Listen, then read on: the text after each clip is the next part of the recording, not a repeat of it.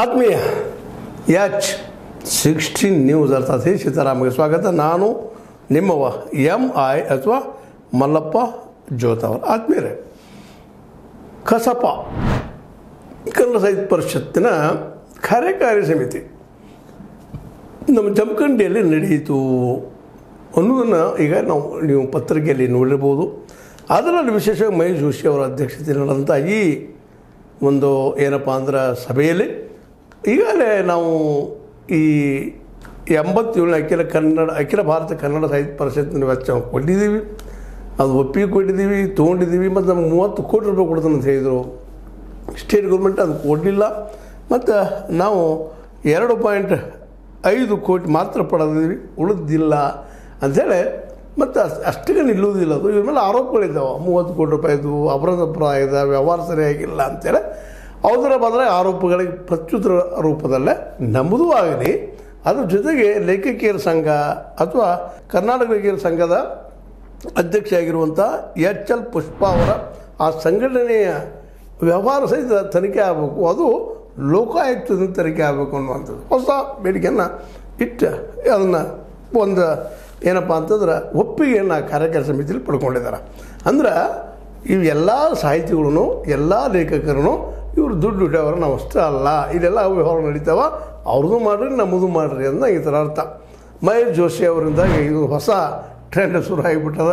ಯಾಕಪ್ಪ ಅಂದ್ರೆ ಈಗ ಇಲ್ಲಿಯವರು ನಿಮ್ಗೆ ಗೊತ್ತದ, ವಿಶೇಷವಾಗಿ ಎಲ್ಲ ಸಾಹಿತಿಗಳನ್ನು ತನಿಸ್ಕೊಂಡವರು ಎಲ್ಲ ಕಸಾಪಾದ್ದು. ಅದರಲ್ಲೂ ಮುಖ್ಯವಾಗಿ 87ನೇ ಕನ್ನಡ ಸಾಹಿತ್ಯ ಪರಿಷತ್ ಏನೋ ಆಗಿತ್ತು ಸಾಹಿತ್ಯ ಸಮ್ಮೇಳನ, ಅದರ ವೆಚ್ಚದಲ್ಲಿ ವ್ಯವಹಾರಗಳಾಗಿದ್ದವು, ತನಿಖೆ ಆಗಿರೋದು ಬೆನ್ನು ಹತ್ತಿದ್ರು. ಅದಕ್ಕೆ ಪ್ರತಿಯಾಗಿ ಇವರು ಜಮಖಂಡಿಯಲ್ಲಿ ಮೆಜಾರಿಟಿ ಅದ ಇವ್ರದ್ದು. ಆ ಒಂದು ಜಮಖಂಡಿಯಲ್ಲೇ ತಮ್ಮದೇ ಆದಂಥ ಒಂದಿಷ್ಟು ಅವರ ಏನಪ್ಪ ಹಿಂಬಾಲಕರ ಮೂಲಕ, ಅದರಲ್ಲೂ ಮುಖ್ಯ ಶ್ರೀಧರ್ ಮೂರ್ತಿಯನ್ನವರು SS ಶ್ರೀಧರ್ ಮೂರ್ತಿ ಅವ್ರ ಮೂಲಕ ಆ ವಿಷಯವನ್ನು ಹೇಳಿಸ್ಲಿಕ್ಕೆ ಹೆಚ್ಚಿದ್ದಾರೆ. ಜೊತೆಗೆ ಅದನ್ನು ರೆಸಲ್ಯೂಷನ್ನು ಪಾಸ್ ಮಾಡ್ಕೊಂಡಿದ್ದಾರೆ. ಲೋಕಾಯುಕ್ತದಿಂದ ನಮ್ಮದು ಆಗಲಿ ಅವರು ತನಿಖೆ ಆಗಲಿ, ಆ ನಂತರ ಅದೇನು ಅನ್ನೋದು ಗೊತ್ತಾಗಲಿ ಅನ್ನೋದು. ಈ ಸರಳತೇನಿಷ್ಟ ಕಸಾಪದಲ್ಲಿ ಏನು ನಡೆದಿತ್ತು ಅನ್ನೋಂಥ ವ್ಯವಹಾರಗಳನ್ನು ಮಾಡುವ ಜೊತೆಗೆ ಅವತರಣ ಮಾಡಿರಿ ಅಂತ. ಈಗ ಹೆಂಗಾಗಿದೆ ಪರಿಸ್ಥಿತಿ ಕನ್ನಡ ಸಾಹಿತ್ಯ ಪರಿಷತ್ತಿನ ಮಹೇಶ್ ಜೋಶಿ ಅವ್ರದ್ದು ನನ್ನೊಂದು ಕಾಲು ಹೋಗ್ಯದ, ಅವ್ರದ್ದು ಇನ್ನೊಂದು ಕಾಲು ಹೋಗಲಿ ಅಂತೇಳಿ. ಭ್ರಷ್ಟಾಚಾರ ಯಾರೇ ಮಾಡಲಿ ಎಂಥವ್ರು ಮಾಡಲಿ ಅದಕ್ಕಂತ ನೋಡ್ರಪ್ಪ ನಿಶ್ಚಿತವಾಗಿಯೂ ಏನು ಇದಿಲ್ಲ, ತನಿಖೆ ಆಗಲೇಬೇಕಾಗ್ತದೆ. ಇವತ್ತೇನೋ ನಮ್ಮ HL ಪುಷ್ಪ ಅವರಾಗಿರ್ಬೋದು, ಮತ್ತು ಅವ್ರ ಜೊತೆಗೆ ಪುಷ್ಪ ಅವ್ರ ಪತಿ RG ಹಳ್ಳಿ ನಾಗರಾಜ್ ಅವರಾಗಿರ್ಬೋದು, ವಸುಂಧರಾ ಭೂಪತಿ ಅವರಾಗಿರ್ಬೋದು, ಈ ರೀತಿಯಾಗಿ ಇವರೆಲ್ಲರ ವಿರುದ್ಧವಾಗಿಯೂ ತನಿಖೆ ಆಗಬೇಕಾಗ್ಯದ. ಇವರೆಲ್ಲರೂ ಏನಪ್ಪ ಅಂತಂದ್ರೆ ವಿಶೇಷವಾಗಿ ಇಲ್ಲೇ ಅನಗತ್ಯವಾಗಿ ತೊಂದರೆ ಕೊಡ್ತಾ ಇದ್ದಾರೆ ಮತ್ತು ನಮ್ಗೆ ಹೆಸರು ಕೆಡಿಸ್ತಾ ಇದ್ದಾರೆ ಅನ್ನೋಂಥ ನೆಲೆಗಟ್ಟಿನಲ್ಲೇ ಇದೆಲ್ಲ ಲೋಕಾಯುಕ್ತ ತನಿಖೆ ಆಗಲಿ ಅಂತೇಳಿ. ಅದ್ರ ಜೊತೆಗೆ ಇನ್ನಷ್ಟು ಜನ ಇವರು ವಿರೋಧವಾಗಿ ಅದರ ಲೇಖಕಿಯರ ಸಂಘದ ಮಂಡ್ಯ ಜಿಲ್ಲಾ ಪ್ರತಿನಿಧಿ ಮೀರಾ ಶಿವಲಿಂಗಯ್ಯ ಆಗಿರ್ಬೋದು, N ಹನುಮೇಗೌಡ ಆಗಿರ್ಬೋದು, ಬಿ ಜಯಪ್ರಕಾಶ್ ಗೌಡ ಆಗಿರ್ಬೋದು, ಪ್ರೊಫೆಸರ್ SG ಸಿದ್ದರಾಮಯ್ಯ ಆಗಿರ್ಬೋದು, ಜಾನಗಿರಿ ವೆಂಕಟರಾಮಯ್ಯ ಆಗಿರ್ಬೋದು, CK ರಾಮೇಗೌಡ ಆಗಿರ್ಬೋದು, ಇವರೆಲ್ಲರೂ ಲೇಖಕಿಯರ ಸಂಘದಲ್ಲಿ ಇದ್ದುಕೊಂಡು ಇವರು ಸಹಿತ ಆ ವ್ಯವಹಾರಗಳಲ್ಲಿ ಭಾಗಿಯಾಗಿದ್ದಾರೆ. ಇದು ತನಿಖೆ ಆಗಿದೆ ಅಂತೇಳಿ. ಒಟ್ಟಿನಲ್ಲಿ ಏನು ತನಿಖೆ ಆರೋಪ ಪ್ರಚಾರಗಳು ನಡೀತಾ ಇದ್ದಾವೆ ಕಸಾಪದಲ್ಲಿ ಅಥವಾ ಇನ್ನುಳಿದ ಸಂಘಗಳಲ್ಲಿ ನಡೀತಾ ಇದ್ದಾವೆ, ಇವು ಸಾಹಿತಿಗಳಾದವ್ರಿಗೆ ಶೋಭಿಸಿರುವಂಥವಲ್ಲ ಅನ್ನೋದು ಅಷ್ಟು ಸ್ಪಷ್ಟದ. ಬಟ್ ಮೊದಲಿಗೆ ಆಗಬೇಕಾಗಿದ್ದೇನಪ್ಪ ಅಂತಂದ್ರೆ ಇವ್ರು ಆಗಿಲ್ಲ ಅಂತ ಹೇಳುವಂಥವ್ರು ತನಿಖೆ ರಿಪೋರ್ಟ್ ಏನಾಗಿದೆ ಅದು ಬಹಿರಂಗಪಡಿಸ್ಬೇಕಲ್ಲ, ಅದು ತಿಳಿಸ್ಬೇಕಲ್ಲ. ಕಸಾಪ ಅದರಲ್ಲಿ ಏನು ನಡೀತಂತೆ ಆರೋಪ ಮಾಡ್ತಾ ಇದ್ದಾರೆ, ಅದಕ್ಕೆ ಉತ್ತರ ಕೊಡೋದನ್ನು ಬಿಟ್ಟ ಇಲ್ಲೊಂದು ಎಲ್ಲೋ ಮೂಲೆಯಲ್ಲೇ ಕಾರ್ಯಕಾರಿ ಸಮಿತಿ ಕರ್ಕೊಂಡು ಇಲ್ಲ ನಮ್ಮ ಜೊತೆಗೆ ಅವ್ರದ್ದು ಆಗಲಿ ಅಥವಾ ಅವ್ರದ್ದು ನಮ್ಮದು ಎಲ್ಲರೂ ಕೂಡ ಆಗಲಿ, ಅದು ಅವರು ಮಾಡಿದರೆ ನಾವು ಮಾಡಿದ್ವಿ ಅನ್ನುವಂಥ ಒಂದು ವಾದವನ್ನು ಇತ್ತೀಚೆಗೆ ನಾವು ನೋಡ್ತಾ ಇರೋದು ನೋಡಿದಾಗ ಈ ಭ್ರಷ್ಟರು ಒಬ್ಬರವರು ಆರೋಪ ಮಾಡೋದು, ನೀವು ಮಾಡಿದರೆ ನಾವು ಮಾಡಿದ್ವಿ, ನಮ್ಮದು ಚುಪ್ಪ ನಿಮ್ಮದು ಚುಪ್ಪ ಅನ್ನುವಂಥ ಒಂದು ನೇಚರನ್ನು ಇವತ್ತು ಬೆಳೆಸ್ಕೊಂಡಿದ್ದನ್ನು ಈ ಮೂಲಕ ನಾವು ಗಮನಿಸಬೇಕಾಗಿದೆ.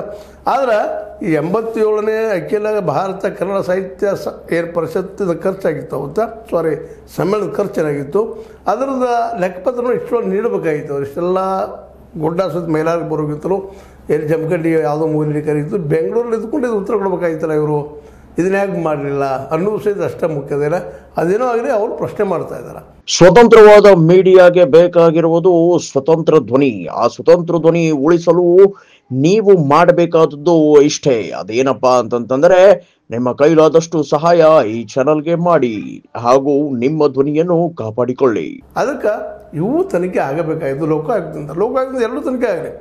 ಕನ್ನಡ ಸಾಹಿತ್ಯ ಪರಿಷತ್ತದ ಈಗೇನು ಇವ್ರು ಮಾಡಿದರ ಮೂಲಕ ಸಮ್ಮೇಳನಗಳನ್ನ ಆ ಸಮ್ಮೇಳನಗಳು ಏನು ವ್ಯವಹಾರಗಳಾಗಿದ್ದಾವೆ ಮತ್ತು ದುಡ್ಡು ಹೆಂಗೆ ಬಳಸ್ಕೊಂಡಾರೆ, ಎಷ್ಟು ದುಡ್ಡು ಬಂತು, ಏನು ಬಂತು, ಎಷ್ಟಾಯಿತು, ಇವ್ರದ್ದು ಆಗಲಿ ತನಿಖೆ. ಅದೇ ಕಾಲ ಈ ಲೇಖಕರ ಸಂಘದ ಬಗ್ಗೆ ಅವರು ಆರೋಪ ಮಾಡ್ತಾ ಇದ್ದಾರೆ.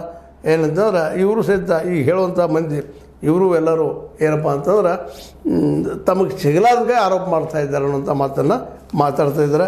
ಪರಿಷತ್ತಿನ ಕುರಿತು ಅತೃಪ್ತರು, ಅಸಂತುಷ್ಟರು ನಿರಂತರವಾಗಿ ನಡೆಸುತ್ತಿರುವ ಅಪಪ್ರಚಾರ ಮತ್ತು ಪರಿಷತ್ತಿನ ಆಡಳಿತದಲ್ಲಿ ಹಿಂಬಾಗಿಲ ಪ್ರವೇಶದ ಪ್ರಯತ್ನಗಳನ್ನು ಕಾನೂನು ಮೂಲಕ ಎದುರಿಸಲು ನಿರ್ಧರಿಸಲಾಗಿದೆ. ಇನ್ನೊಂದು ಮುಖ್ಯವಾದಂಥ ಡಿಸಿಷನ್ ತೊಗೊಂಡಿದ್ದೇನಪ್ಪ ಅಂತ ಇದರಲ್ಲೇ ಇನ್ನು ಮೇಲೆ ಹಿಂಬಾಗಿಲ ಮೂಲಕ ಇದು ಆರಿಸಿ ಬರಬೇಕಾಗಿತ್ತು. ಇವರು ಆರಿಸಿ ಬರೋರಲ್ಲ, ಏನು ಆರೋಪ ಮಾಡುತ್ತಿರುವಂಥ ಲೇಖಕರು ಲೇಖಕಿಯರು ಹಿಂಬಾಗಿಲ ಮೂಲಕ ಒಳಗೆ ಬರುವಂಥವರು ಹಿಂಬಾಗಿಲ ಮೂಲಕ ಇಂಥವ್ರು ತಡಿಬೇಕಾಗಿದೆ. ಅದಕ್ಕೆ ಕಾನೂನು ತರಬೇಕಾಗಿದೆ ಅಂತ ಏನೋ ಮಾತುಗಳನ್ನು ಮಾತಾಡಿದ್ದಾರೆ.